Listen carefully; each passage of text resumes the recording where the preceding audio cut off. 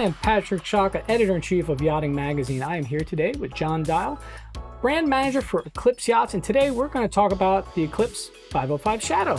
Good to see you, John. Good to see you. You know, one of the interesting things about Eclipse as a brand is that you really focus on feedback from customers and captains and people who use your boats. That's correct.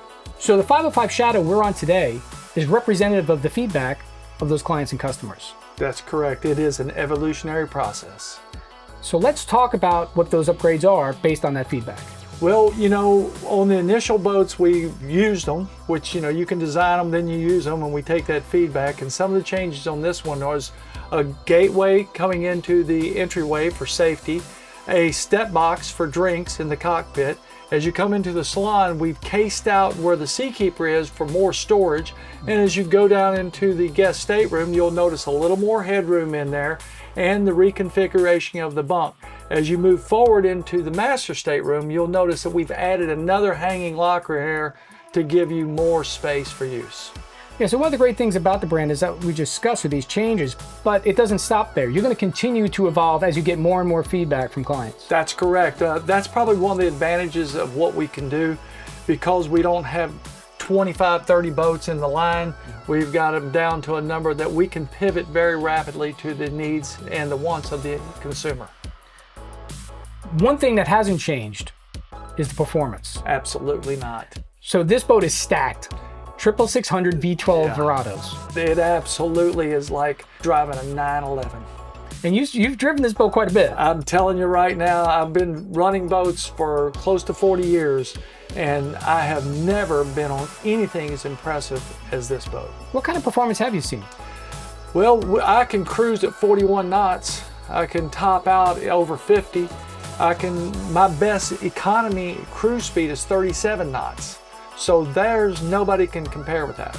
Yes, the power is part of it, but the other part of it is the Michael Peters Step V hull design. That's absolutely true.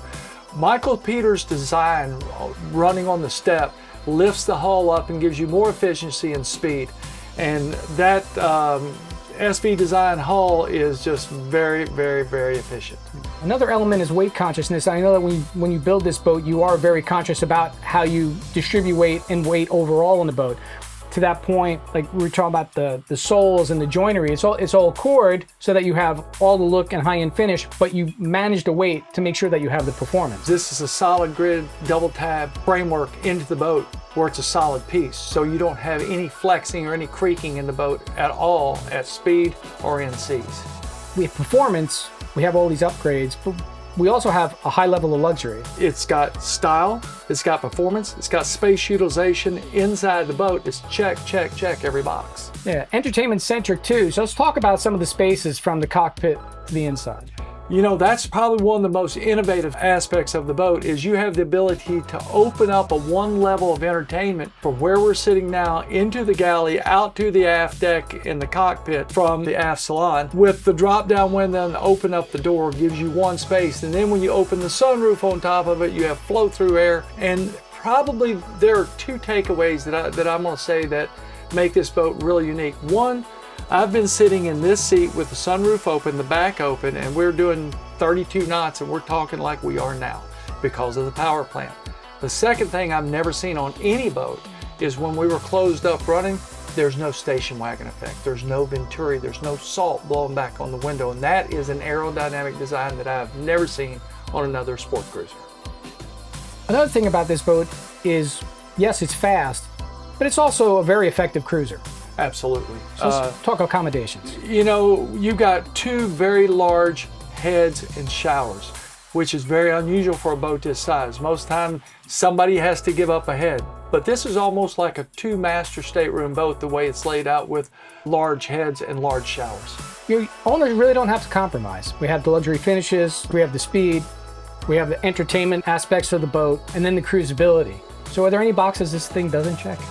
Not that I know of, and probably one of the other boxes that we need put in there for the check is the ability for an owner-operator very easily with the dynamic positioning, the walk-around decks, the bow thruster that's integrated into the joystick control gives you total control of the boat. So even if you're not the best boat handler on conventional controls, utilizing the Mercury joystick and the bow thruster and the dynamic positioning, everybody's a pro.